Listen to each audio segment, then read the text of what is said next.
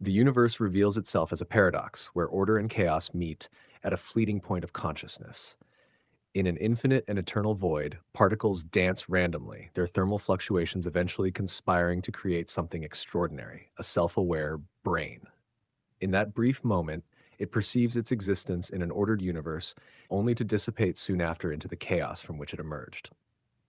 This is the essence of the Boltzmann brain theory.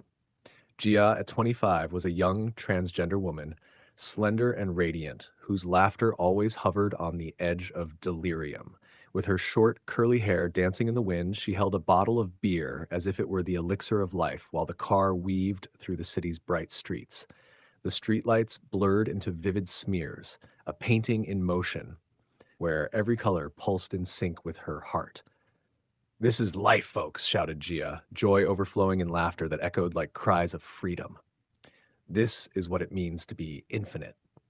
Her friends, an electric mix of euphoria and panic, clung to the seats like anchors, laughing nervously as the night enveloped them in its dark, welcoming embrace.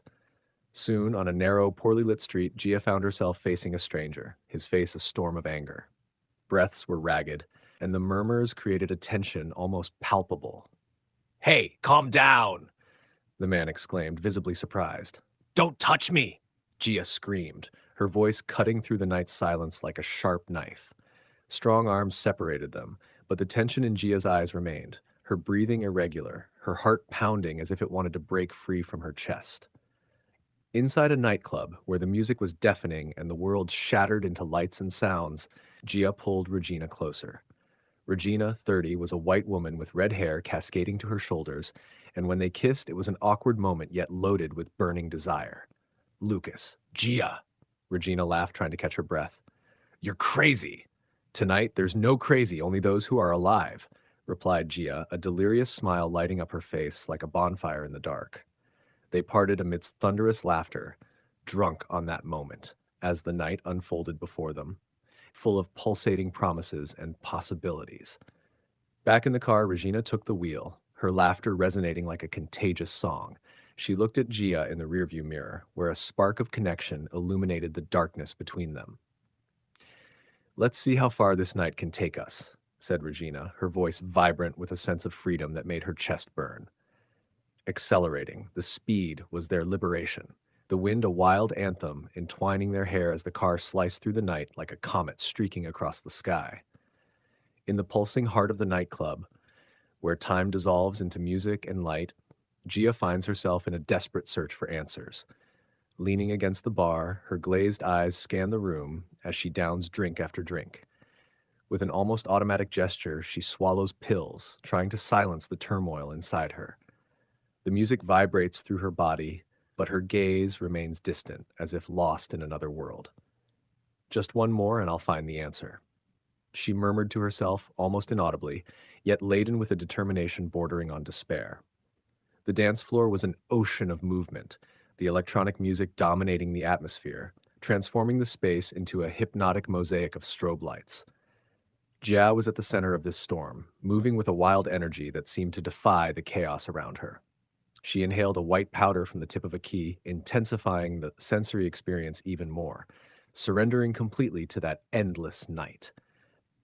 In the club's stuffy, suffocating bathroom, the line was a parade of worn-out and anxious faces like an endless procession. Then, furtively, a man approached Gia, displaying some crumpled bills in his hand. His intention was clear, and Gia's reaction was immediate and explosive, like a storm. "Do you think I'm a whore? You think I'm a tranny? You think trans women are a joke? Is that it, you son of a bitch?" she shouted, her voice overflowing with indignation and fury, echoing down the narrow, suffocating corridor. Back at the table with friends, the arrival of a gin bottle brought a moment of collective euphoria. "The gin is here," announced a friend, raising the bottle like a trophy. Cries of joy mingled with the sound of music as Gia prepared a dangerous mix of drink and drugs in her glass. "Easy, girl, because the bass that's going to hit afterward is going to be strong," her friend warned, smiling, but Gia just laughed, caught up in the excitement of the moment. "I want to party hard, damn it!" Gia shouted, exhilarated as she drank the concoction with a defiant gesture.